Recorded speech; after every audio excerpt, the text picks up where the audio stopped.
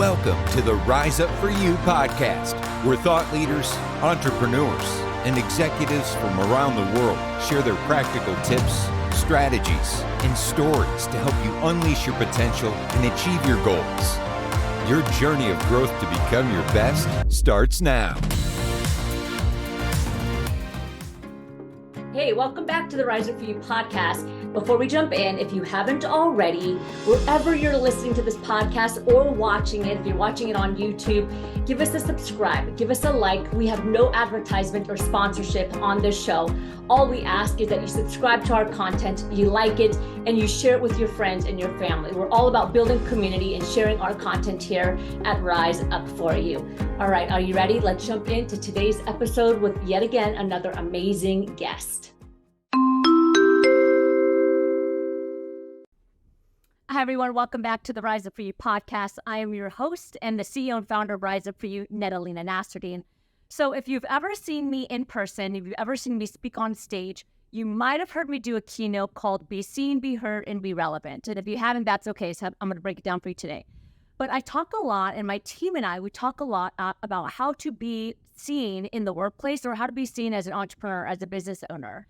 And so today I'm going to share with you 3 strategies that I have actually used growing up, not just in building the business, but I want to take you all the way back to my first career when I was a performer, because this is where I realized, 3 steps that were really, really important that have served me today that I want to share with you. So you may or may not know that actually the first thing I've ever done before I built Rise Up For You, before I was an executive, is I was a performer. So I used to tour internationally around the world as a singer and dancer, and I would do like musical theater, variety stuff. And I would sing in Russia and Japan and Gibraltar and all over the world. And it was just an absolutely amazing experience.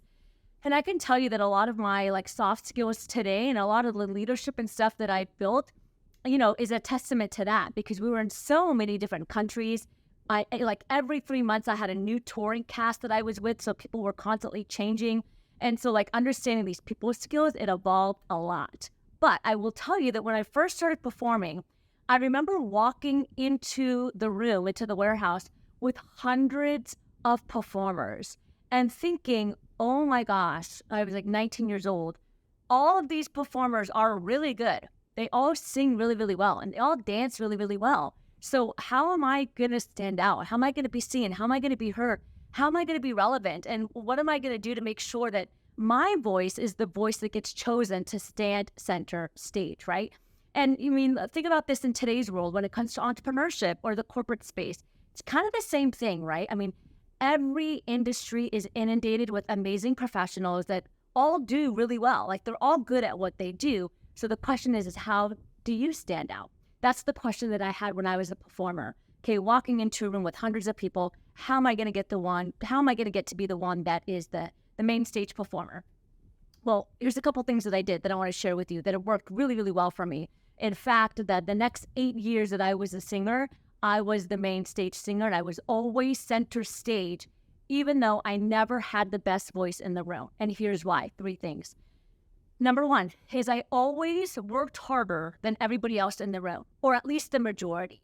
So I would see, are these individuals practicing, during the lunch breaks, what would they do? After rehearsal, what would they do?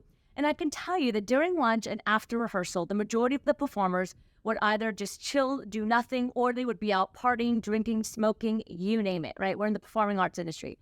For me, I was like, no, I am going to work harder than everybody else in that room, or at least the majority of people in that room.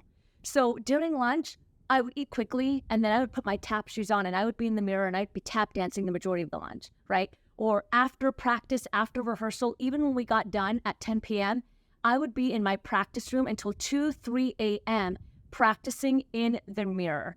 I knew that most individuals were not doing that. So I was committed to working harder than everybody else. That's number 1. The second thing that I did that I actually think is really important, especially in today's world, is creating urgency, because nothing is promised to you. So what I mean by that is oftentimes we get opportunities that are given to us, but we don't necessarily get to keep them. The hard work comes in after the opportunity, right?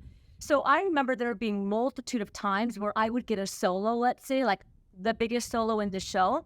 Let's say I would get it on a Saturday night and we had rehearsal on Sunday. I made sure that when I came back on Sunday, that solo was perfection. So on Saturday night, even if I got it at 10 p.m., again, I would stay up till 1, 2 a.m. and I would practice the heck out of that song so that when I came back on Sunday, I already had it down, because nothing is promised to you. Now, there were plenty of other performers that would get solos on Saturday. They would come back on Sunday, haven't rehearsed it, didn't practice it, couldn't remember the words, and guess what? Just like that solo got taken away. So having that urgency and remembering that nothing is promised to you, that you gotta work hard after you get it, was something that really, really served me, especially in the performing arts industry. And also even today as a company with clients, right? Just because a client buys from you or signs a contract with you or pays for something doesn't necessarily mean that, 2-3 days later that they're going to be, super duper happy. The work comes in after the purchase is made.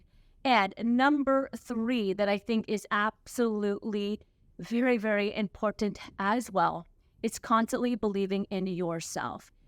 You got to remember that 83% of individuals, they struggle with self-confidence, right? So the thing that's going to make you different is being able to stand out and saying like, yes, I want to stand out, and not being afraid to stand out, meaning that you have the confidence that lets you stand out. You wear colors that allow you to stand out, and you do things that differentiate you from everybody else. And you have to have a sense of confidence to do that. So I remember when I was a performer, sometimes super vulnerable, we would have a whole line of performers, and one by one, the directors would make us like step forward and then sing the song, okay? Well, I wanted to make sure that I stood out. And so if 3 people before me, let's say belted a musical theater song, right? Belted is a certain type of singing. If they belted this big powerhouse musical theater song and I was going up next, I thought, okay, I'm not going to do that then, because we've already heard 3 to 5 people do that. I'm going to do something different. If the person before me sang a slow song, right, and let's say they sing a ballad, I said, okay, I'm not going to do that then. I'm going to do something that's like in your face, rock, fast, because I wanted to stand out. All of those things make a difference in how you're seen, how you're heard, and how you're relevant in today's world. So again, just as a quick recap, the things that really, really helped and that really, really served me is number 1, being more committed and working harder than everybody else that's in that room, or at least the majority. Number 2 is always having that sense of urgency, because nothing is promised to you. Even if you get something, it can be taken away the next day. And number 3 is maintaining the confidence and having the confidence to stand out and knowing how to pivot if you see that you're getting camouflaged with everybody else. I hope that helps. Again, those are 3 strategies that have served me, I would say, in every industry, not only as a performer, but when I went on to be an educator and when I was an executive, and now today as a business owner, I've used those same 3 principles. I hope that helps. Again, my name is Nasserdeen, CEO and founder here at Rise Up For You. Thanks for tuning into our podcast, to our webcast, our show, wherever you're watching this, whether you're watching it on a YouTube or whether you're listening to the podcast in the car. We are super grateful to have you as a part of our community. We will see you next time. Imagine a life where you can have it all: a booming career, fantastic love life, great health and success, and overall achievement and happiness. Imagine pushing your potential to your absolute best and every day living a life that you are proud of. Well, if this sounds like something that you're yearning for, then the Rise Up For You Growth membership is perfect for you. My team and I believe in supporting you and helping you get to the next level, because we know that you can do and have what it takes to be your best. When you join our membership, you get access to live trainings every single month with myself and our team. You get free coaching, you get a number of on-demand resources to help level up your success that you can use in the comfort of your own home, and you get access to our global membership around the world full of like-minded professionals that are looking to be their best. Your time is now to push your potential and live the life that you want to live. So if you're ready to take the next step in your life and in your career, join the Rise Up For You Growth membership. Click below and we'll see you there.